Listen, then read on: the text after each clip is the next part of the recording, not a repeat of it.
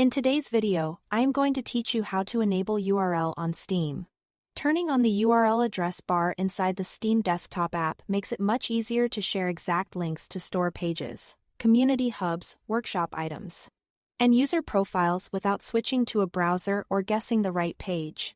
Start by launching the Steam client and signing in with your account. You'll need to be logged in to access the full settings menu. Once the client is open, look to the very top left of the window. Click the Steam menu, then choose Settings.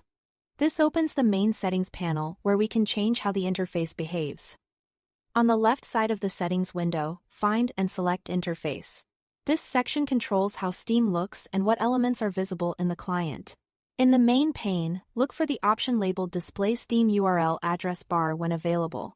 This setting is off by default in many installations, which is why you may not see a web address at the top of the client when browsing. Toggle that option on. As soon as you enable it, Steam will show the URL address bar whenever you visit a page that supports it.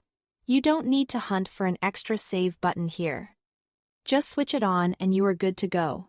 When you are done, close the settings window to return to the main client. Now, when you navigate to a store page, a community hub, the workshop, or a user profile, you'll see a web address appear near the top of the Steam client. That address is live and selectable, just like in a browser. If you want to share a game with a friend or paste a profile link into a chat, click inside the bar to highlight the URL and copy it. It's a simple way to grab precise links without leaving the app. A couple of quick tips.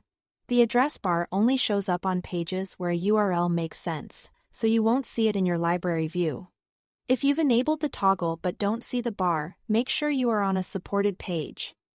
Try resizing the window, or restart the client to refresh the interface. Also, depending on your theme or window size, the address bar may be tucked just below the top toolbar, so give that area a glance. That's all there is to it. Thanks for watching.